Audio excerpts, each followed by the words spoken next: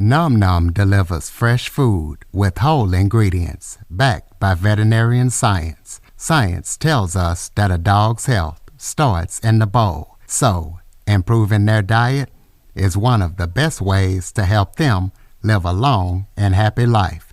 Nom Nom's food is full of proteins your dog loves and the vitamins and nutrients they need to thrive. All you have to do is order, pour, and serve. Ready to make the switch to fresh? Order Nom Nom today. Go to https://trynom.com/curveball and get 50% off your first order plus free shipping. That's https://trynom.com/curveball. Plus, Nom Nom comes with a money-back guarantee. If your dog's tail isn't wagging within 30 days, Nom Nom will refund your first order. No fillers, no nonsense, just Nom Nom. Welcome to the Living the Dream podcast with Curveball. If you believe, you can achieve.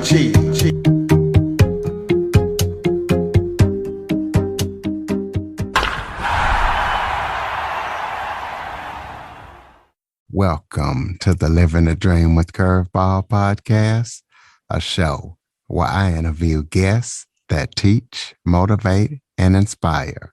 And today we're going to be talking about organization, as I am joined by author, engineer, and professional organizer, Connie Ellefson.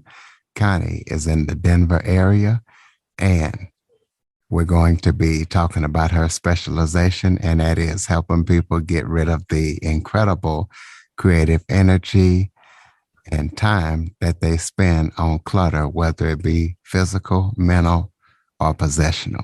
So, Connie, thank you so much for joining me today. Thank you, Curtis. Why don't you start off by telling everybody a little bit about yourself?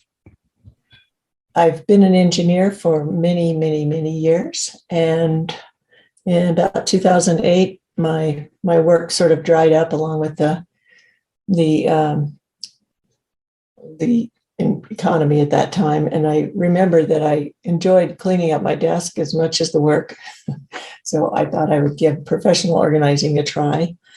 And I've always enjoyed that. I've read many, many books on organizing. But I noticed that a lot of times I would dig into the system and I'd be very enthusiastic and I would do the steps and then I would stop at about the 90% mark and just kind of lose interest or run out of steam or whatever. So eventually I figured out that it's not just physical, it's not just your possessions that are the clutter, it's the mental and emotional clutter behind it that makes things get the way they are in our homes and offices. So that led me to the third leg of it, which is sometimes we're just too tired to get into the organizing part or get into the purging and downsizing because we haven't been taking good care of our bodies. We haven't been getting enough exercise or eating enough nutritious food. So I realized you could also declutter your body. And for most of us, I think most of us are held up by mental and emotional clutter, but the idea behind my book is that you could start in any of those three areas and eventually you'll be inspired to work on some of the others as well, because you're going to experience that delicious rush of endorphins. Like when you exercise for half an hour, or go for a walk or a run or whatever, you start feeling the chemicals that flow through your body that are like the feeling of happiness, or it's the same thing that happens when you eat something that's spicy and your brain thinks your tongue's getting burned, so it releases pain-killing chemicals, and those are the same endorphins that happen when you like declutter a closet. So I started to see the connection between all three, and I wanted to make an alternative for people that are tired of just looking at one more organizing method. They'd like to start somewhere else. So a professional organizer, how does one become a professional organizer? Do you have to have some type of certification, or what does it take to become a professional organizer? Basically, there's no certification specifically. A lot of people take training. Organizers tend to be pretty organized themselves, so they like having some credentials. But there's an organization called the National Association of Professional Organizers, NAPO, and they have local chapters too, but they provide a lot of training for anybody that wants to take it. A lot of it is just common sense or on-the-job training, or I used to have the tagline when I worked more in the organizing business my card said non-judgmental organizing and decluttering, because I figured that was probably the biggest reason that stops people, is just feeling worried that somebody was going to make fun of them or chew them out for keeping all this stuff. But it's up to each person how much training they want to get. So you have two sayings called clear the space and the rush. Explain to the listeners what those sayings mean. Okay. Well, clear the space is a phrase that came into my head one day when I was back in 2008, when I was trying to think of a name for my company, my organizing company. And I thought about it for 2 or 3 months, and I had tried all these ideas and none of them seemed to click. And one day this phrase just popped into my head, clear the space, which is different from clear space or clear a space. And I didn't know exactly what it meant, but I knew that that was going to be the name of my company. And I've always been intrigued by the phrase, so I'm glad I picked that one. It's taken me on a nice journey. And then feel the rush is the rush that you get when you organize, when you declutter an area, even if it's just your glove compartment. You feel a little tingle of energy, which is, as the feng shui people would say, that's the energy released when you have stuck items that are hanging around in your space, no matter what kind of space it is. When you move it and think about it and put back only the items that you love and use, that's energy released. So I call that the rush. And that's when I put that together, all three. You feel the rush when you have an emotional release, such as if you're very upset and you cry, then you feel better. That's the same release. That's the same rush. So I'm letting people know they can get it any way they try to declutter, whether they start with their body or they start with their emotions or with their possessions. Well, let's talk about what inspired you to write this book and how this book is different than all the other organizing books out there on the market. Well, I think that it's different because it does emphasize the energy released. It's also, I've been told it's a funny book. I've had one of my most particular organizer friends, who's very picky, said she laughed out loud several times. So it's so worthwhile to do decluttering and organizing that, and it's also so difficult to get started, because even though we may not like a lot of the stuff that's crowding around our space, it's still hard to let go of it. So I wanted to try to make it fun and interesting and lighthearted rather than a serious book. And I didn't want it to be all about lotus blossoms and serenity. I wanted people to think about the energy that's released, that comes to you when you do that decluttering.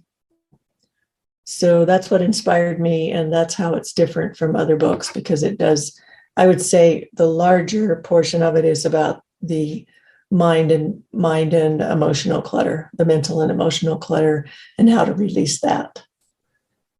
Well, the book it's broken down into 3 sections. So does someone have to read it all in order, or can they read?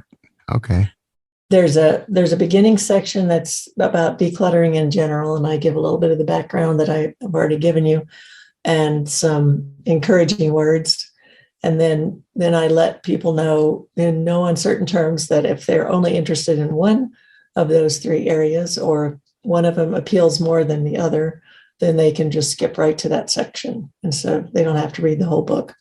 And then at the very end, I have a final thoughts section where I sort of circle back to the beginning and let people know the surprise piece of information that I learned about the rush in the process of writing this. And it only came to me in the last few months that I was writing it.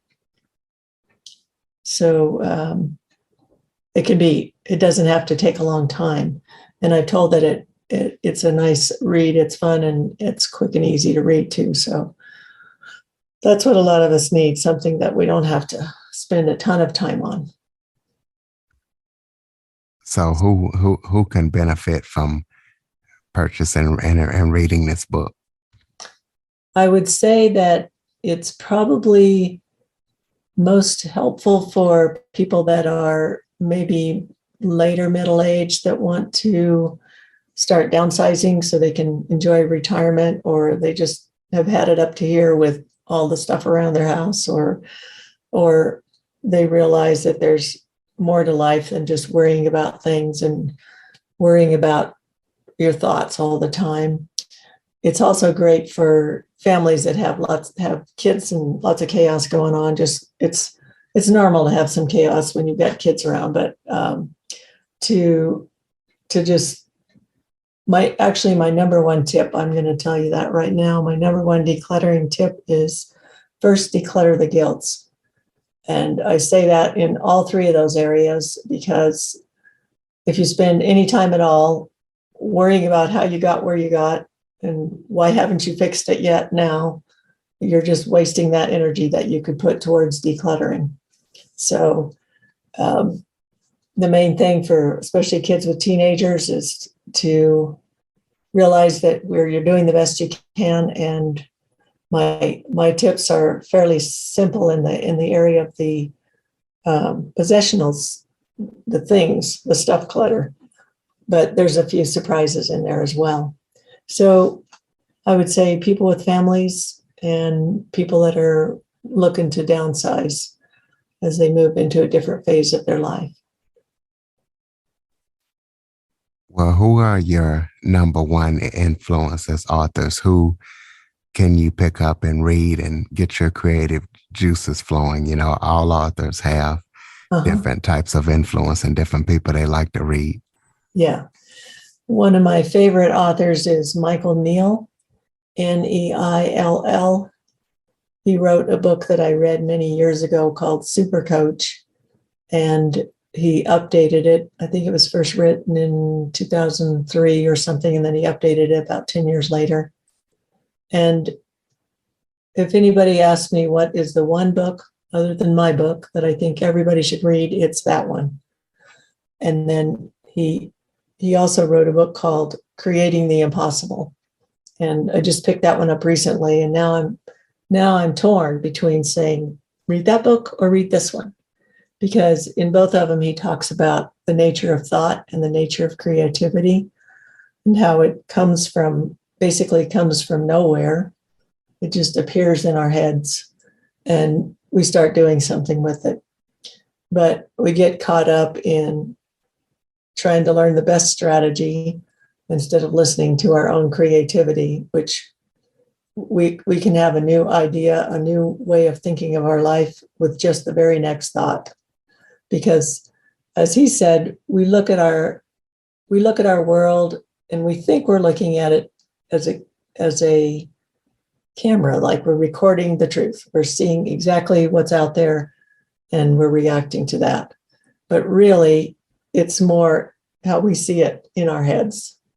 It's always it's our own interpretation of what we see. So, for example, you might see a woman yelling at her kid in the store, and one person might see this situation and say, "Oh, how can she be so brutal with her child? This is terrible." And another person who's probably a mom would say, "Man, she must be pushing his buttons. She must be at the end of her rope." So every situation in our whole lives is exactly like that. So what he says, it frees you up to not fret quite so much about where your thoughts have been and to allow them to flow into new areas. He says we can always come up with creative solutions to any problem. And it's what we're best at, actually. Do you have any current or upcoming projects that you're working on besides, getting your book out there that people need to know about? Yes, I'm learning more about video production. I want to make many, many videos about Clear the Space and do blogging. I like writing short projects, short sections rather than the long book. It took me 12 years to write this book, partly because I was, the engineering work had dropped off when I became an organizer, but then gradually it built up again to where I was busy 6 or 7 days a week with engineering, and I couldn't face any more time on the computer. So that's why it took as long as it did. But when I think about the stuff that I learned in the last few months, I realized the timing was perfect. So I'm a very visual person. I actually started college as an art major. So video is what I love and what I want to do more of, to publicize the idea of Clear the Space. And the other big thing that I learned, have you heard of the author, Dr. Joe Dispenza, chiropractor and neuroscientist? I have not, but tell Okay. us more. Okay. He was involved in the movie called What the Bleep Do We Know, which talks a lot about the emotions, the chemicals that make up the emotions, the chemicals that flow through our bodies when we have this emotion or that emotion.